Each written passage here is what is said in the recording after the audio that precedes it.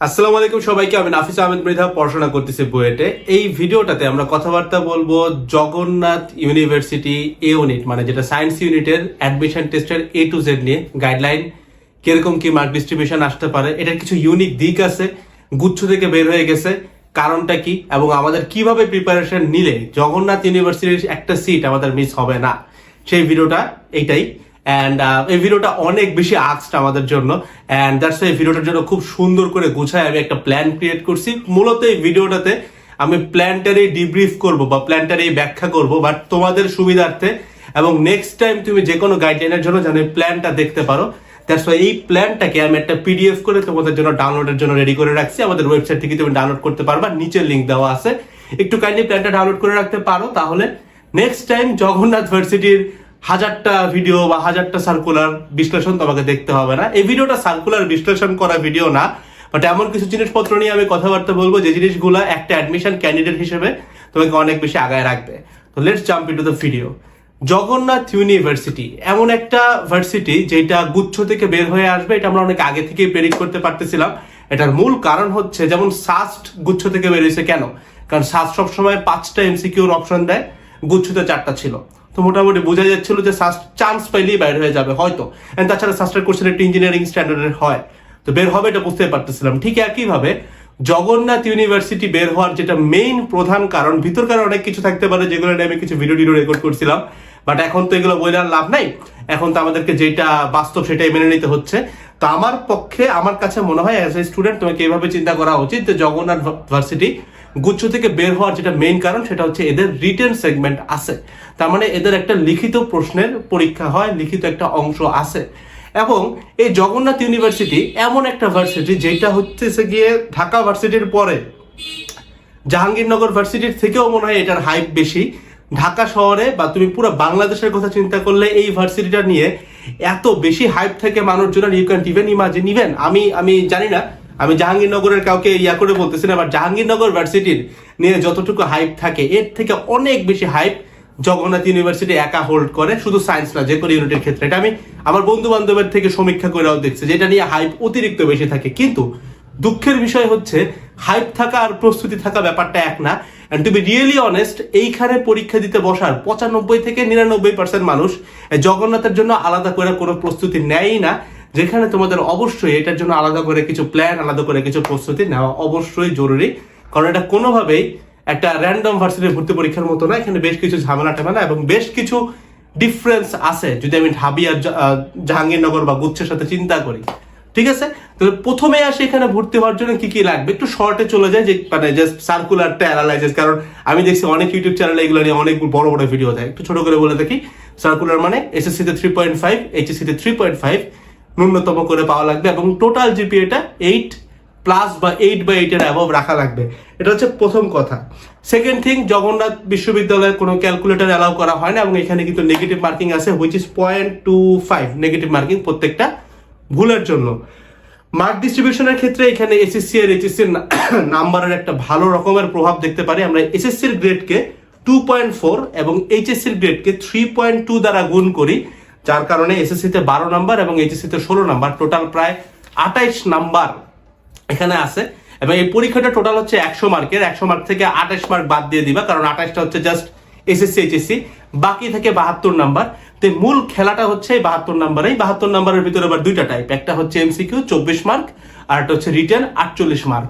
তো এদের মানবন্টনের দিকে তাকাইলেই তুমি এখান থেকে মেইন প্ল্যানটা বুঝবা, যেখানে তারা ভালো করবে না যারা MCQ-তে খুব ভালো, বরং তারাই ভালো করবে যারা হাতে ক্যালকুলেশন করে রিটেনে ভালো। কারণ MCQ-তে আছে মাত্র 24 নাম্বার, ওয়্যারঅ্যাজ রিটেনে আছে তোমার লিটারালি 48 নাম্বার। মানে রিটেন MCQ-র প্রায় ডাবল পোর্শন হোল্ড করতেছে, মানে ডাবল ইম্পর্টেন্স রাখে। এবং এইটার ভিতরকার ইন্টারনাল ডিস্ট্রিবিউশনটা আমরা জানি না, অনেক ধরনের ভিডিও বানাবে, বাট আমার মনে হয় যেটা যতদিন না পর্যন্ত অফিসিয়ালি আসতেছে, মানে কয়টা সাবজেক্ট প্রতি নাম্বার কত করে থাকবে, এইটা ধরে আগানোটাই ভালো, যে 3 ভাগে ভাগ করে ফেলো। কারণ আমাদের এখানে সাবজেক্ট বেসিক্যালি আছে কি সাবজেক্ট আছে হচ্ছে ফিজিক্স ম্যান্ডেটরি, কেমিস্ট্রি ম্যান্ডেটরি, আর থার্ডে হয় ম্যাথ না হলে বায়োলজি। এই হচ্ছে 3টা সাবজেক্ট। তো MCQ-তে যেহেতু 24 নাম্বার, তাহলে আমরা ধরতে পারি 8 8 8 3 8 24 করে আছে। রিটেনে যেহেতু 48 নাম্বার, ধরতেই পারি 16 16 16 3 16 48 করে আছে।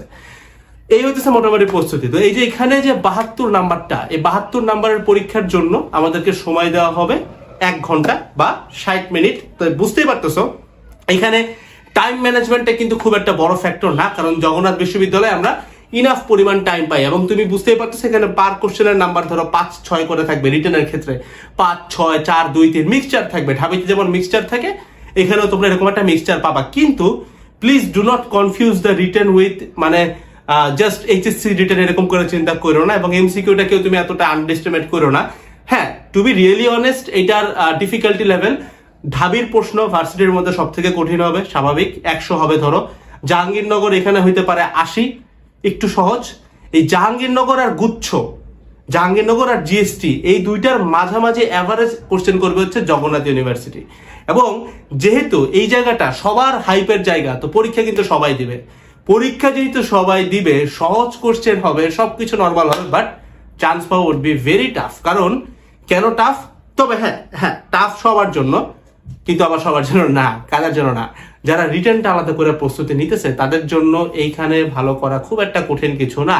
তুমি যদি ঢাবির রিটেন গুলাকে দেখো, ওই ঢাবির রিটেনটা থেকে যদি একটু সহজ কেউ একটা প্রশ্ন করে তোমাকে দিতে পারে, ওইটা হুবহু হবে জগন্নাথ ইউনিভার্সিটির প্রশ্নের মতো। তো এই রিটেনটা, জগন্নাথের রিটেন আসতেছে, এটা আমাদের জন্য খুব ভালো সুখবর। কারণ আমাদের যে ভার্সিটি ক, ঢাবি যাবি রাবি কৃষি গুচ্ছ plus GST question bank solve ব্যাচটা আছে, এই ব্যাচে কিন্তু আমি রিটেনের উপরে খুব বেশি করে ফোকাস করছি। প্রত্যেকটা কোশ্চেন, প্রত্যেকটা এমসিকিউ কোশ্চেনকে আমি দেখায় বলে দিছি এটা রিটেন আসলে কেমন করে করব। তো জগন্নাথের যারা আছো, তোমরা যারা এখানে আছো, তোমাদের জন্য আশা করি বেশ বড় একটা হেল্প হচ্ছে এই কোর্সটা থেকে। কারণ এমসিকিউ মাত্র 24, রিটেন কিন্তু পুরোপুরি 48 নাম্বার। তো এই হইতেছে মোটামুটি এখানকার বিষয় আশয়। ভিডিওটা শেষ পর্যায়ে চলে আসছে, লাস্ট মুহূর্তে এসে আমরা এখানে কিছু গাইডলাইন ভিত্তিক কথাবার্তা বলতে চাচ্ছি। গাইডলাইন ভিত্তিক কথাবার্তা বলতে একটু খেয়াল করে দেখো, এই পরীক্ষাটা এমন একটা স্ট্যান্ডার্ডে গেছে যে 24টা এমসিকিউ এন্ড 48 মার্ক রিটেন, যেটা পুরা বাংলাদেশের প্রশ্নের স্ট্যান্ডার্ডের পুরো অপোজিট একটা স্ট্যান্ডার্ড। মানে এই স্ট্যান্ডার্ডের প্রশ্ন কিন্তু ভার্সিটির ভর্তি পরীক্ষাগুলো নেয় না। এবং কোন একটা অজানা কারণে এই ভার্সিটিটার হাইপ অনেক ক্ষেত্রে প্রায় ঢাকা বিশ্ববিদ্যালয়ে ছুঁই হাইপ হয়। মানে বাংলাদেশে এত লেভেলে হাইপ থাকে জগন্নাথ বিশ্ববিদ্যালয় নিয়ে।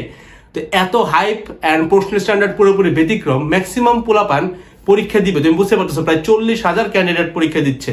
তো 40,000-এর ভিতর থেকে তোমার যদি মনে হয় সবাই তোমার মানে কম্পিটিটর, এটা কিন্তু ভুল ধারণা। সবাই তোমার কম্পিটিটর না। যারা এই ভিডিওটা দেখছে অবশ্যই এই ভিডিওর ভিউজের থেকে সিট সংখ্যা কম হইতে পারে, বাট দেন এগেইন তুমি যদি জাস্ট এই থিন লেয়ারটা মেনটেন করতে পারো যে আমার রিটেন ফোকাসড প্রিপারেশন থাকবে, কারণ 24টা মাত্র এমসিকিউ, এই জিনিসটা যারা ঠিক করতে পারবা তাহলে কিন্তু কাজ শেষ। মনে করো যারা ঢাবিতে বসতে পারতেছো তারা আলাদা করে তো রিটেন পড়তেছে। ধরো যারা ঢাবিতে বসতে পারতেছো না, জিএসটি প্রেপ নিচ্ছিলা, আলাদা করে তোমাকে রিটেনের প্রেপ নিতে হবে।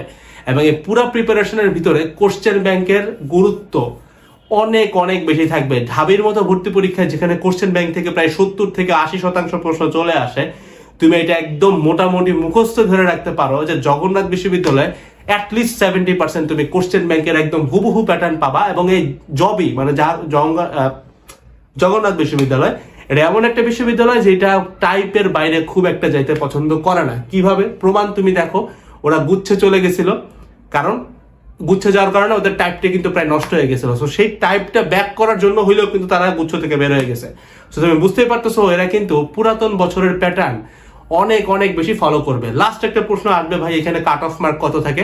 ভাই বুয়েট হোক, ঢাবি হোক, যাই হোক না কেন, জগন্নাথ হোক, জাহাঙ্গীরনগর হোক, যে কোনো জায়গায় কাট অফ মার্ক থাকে 60%। মানে 70-এর 60% কত? 6-7-42। মানে লাইক তুমি যদি 72-এর ভিতরে 40টা অ্যাকুরেটলি উত্তর করে থাকতে পারো, তুমি একদম কনফার্ম থাকতে পারো এখানে একটা সিট তোমার থাকবেই। ঠিক আছে? তো that's all about the whole video.